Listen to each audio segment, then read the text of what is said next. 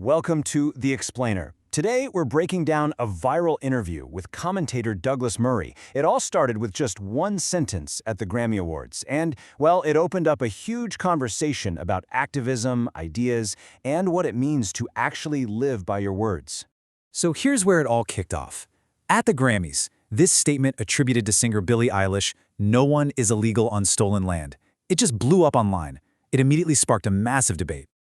And that's what prompted author Douglas Murray to go on Sky News Australia. He wanted to dig into the logic of that statement, asking a really simple question. How does this actually work in the real world? He straight up called it absurdly contradictory. He argued that the two big ideas in that one sentence, that nobody can be illegal, but that land can be stolen, well, he says they completely clash with each other. So let's unpack his thinking as he laid it out in that interview. Okay, so first things first, let's start with how Murray took apart that phrase, stolen land.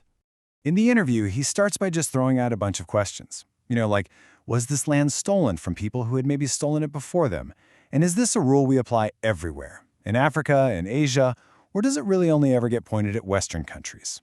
And this is where things got really interesting, because what was a pretty abstract debate suddenly got, well, very personal. The source material points out that members of the Tongva people came forward and said the land Billie Eilish's own multi-million-dollar home is on, that's their ancestral land. So this led Murray to his main challenge. He basically said, look, if this statement isn't just wind, if it's not just empty words, then the only logical thing to do is for her to hand over the keys. For him, that was the ultimate test of whether someone's actions actually match their words. So from this one specific celebrity, Murray kind of zooms out to talk about celebrity activism in general. And what's interesting is how the interview puts Eilish's activism right next to another moment from the Grammys. This one featured country star Jelly Roll, who, when asked about politics, went in a totally different direction. Yeah, when reporters basically pushed him for his take on political issues, Jelly Roll just shut it down. He said he's an entertainer, he's not qualified to talk about it, and honestly, people shouldn't care what he thinks on those things anyway. And Murray sees this as a much more honest way to go. He talks about this, quote, sinister pressure on celebrities to always have a take. He claims it just pushes them to repeat what's popular among their friends, and you end up with this echo chamber of approved opinions. All right, from there, the conversation takes a big turn. It goes from celebrity culture to the world stage, and it asks a pretty tough question. Where is all this activist energy actually going? And, maybe more importantly, where is it not going? Murray's question is pretty blunt. With all this moral outrage we see, where's the activism for what's happening in Iran? Where are the big statements about the deadly crackdown on tens of thousands of protesters there? So why the quiet?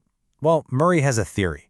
He claims that the story in Iran just doesn't fit the usual activist script because there isn't an obvious Western villain to point the finger at.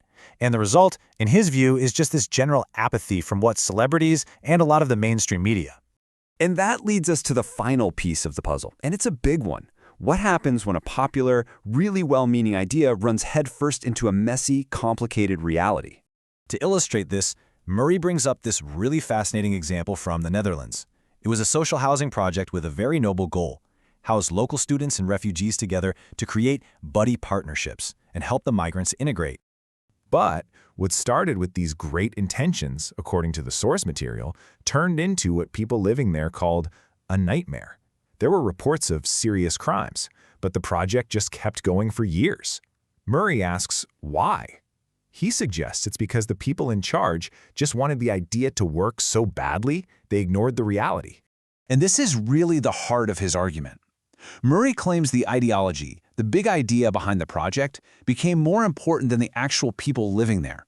The victims, he says, were basically treated as acceptable collateral damage to protect that big idea. So, okay, we've looked at the Grammys, we've talked about Iran, this Dutch housing project. What's the one big idea that ties all these different examples together? It really boils down to a few key themes. First, the idea that what you say in public should probably line up with what you do in private. Second, that activism can sometimes be pretty selective, focusing on some issues while ignoring others. And finally, and this is the big one, that when an ideology or a social experiment leads to bad outcomes, you have to be willing to question it and maybe even admit it failed. So, we've broken down the core arguments that Douglas Murray laid out in his interview. And it kind of leaves us with a final question to think about. At what point do our big, powerful ideas, whether they come from celebrities or from policymakers, need to face a reality check?